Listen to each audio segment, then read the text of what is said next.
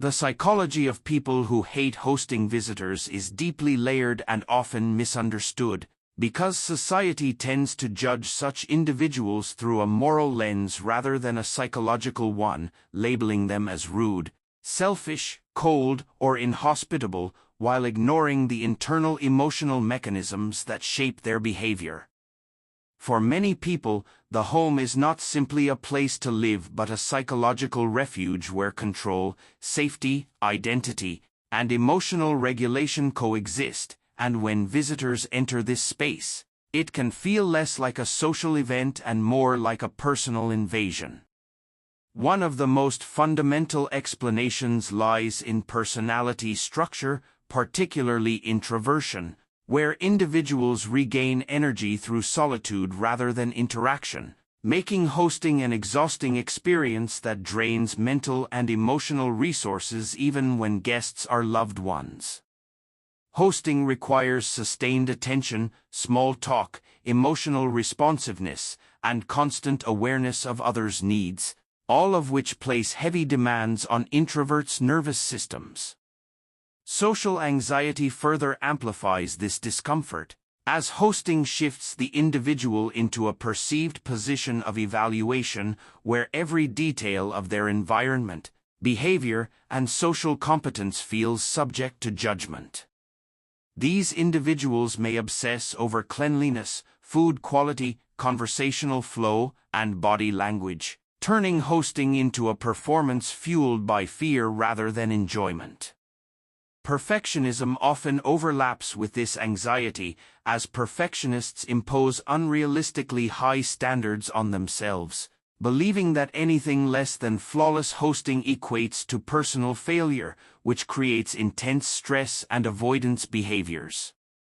Control is another powerful psychological factor because many people rely on routines, predictability, and structured environments to regulate their emotions, and visitors inherently disrupt these systems by altering schedules, noise levels, spatial arrangements, and privacy.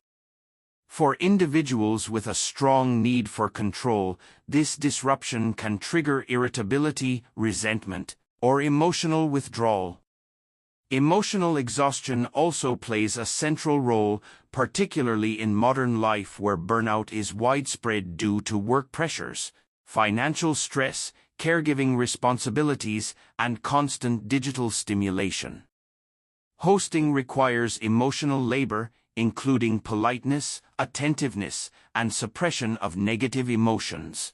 And when emotional reserves are already depleted, the idea of entertaining guests feels overwhelming. Past experiences significantly shape attitudes toward hosting as well, especially childhood environments where visitors caused stress, conflict, embarrassment, or parental anxiety, conditioning the brain to associate guests with emotional discomfort. As adults, these individuals may unconsciously avoid hosting as a protective mechanism.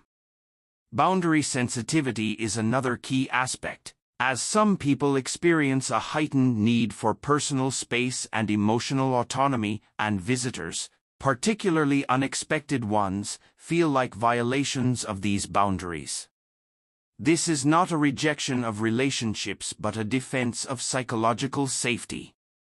Cultural expectations further complicate this dynamic, especially in societies where hospitality is considered a moral duty, causing individuals who hate hosting to experience guilt and shame for not conforming to social norms, which paradoxically increases resentment and avoidance.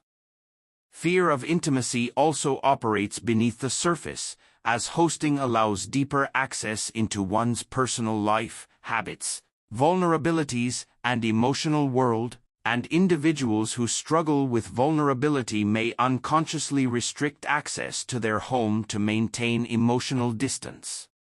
Additionally, hosting is often associated with loss of autonomy, where the host feels trapped in the role of caretaker, unable to relax, express authentic emotions, or prioritize personal needs, leading to feelings of suffocation and resentment. Mental health conditions such as depression further reduce motivation, energy, and interest in social engagement, making hosting feel like an impossible task rather than a choice. Sensory sensitivity also contributes, as some individuals are more affected by noise, clutter, unpredictable movement, and social energy, which can cause overstimulation and emotional shutdown when guests are present. Trauma can intensify these reactions, particularly for individuals whose sense of safety depends on control over their environment, making the presence of others feel threatening. Importantly, many people who hate hosting are highly self-aware and consciously choose avoidance as a coping strategy to protect their mental health, rather than engaging in situations that cause distress. Disliking hosting does not equate to disliking people, as many such individuals maintain strong social bonds and enjoy meaningful interactions outside their home in neutral environments where pressure and responsibility are shared. The home represents exposure, and exposure triggers vulnerability, which not everyone is psychologically equipped to handle comfortably. Repeated negative hosting experiences reinforce avoidance through conditioning, teaching the brain that visitors equal stress. In a world where rest and solitude are increasingly scarce, protecting personal space becomes a survival strategy rather than a character flaw. Society often equates hospitality with kindness, but kindness manifests differently across personalities, and forcing uniform social expectations ignores psychological diversity. When people are shamed for disliking hosting, relationships suffer unnecessarily.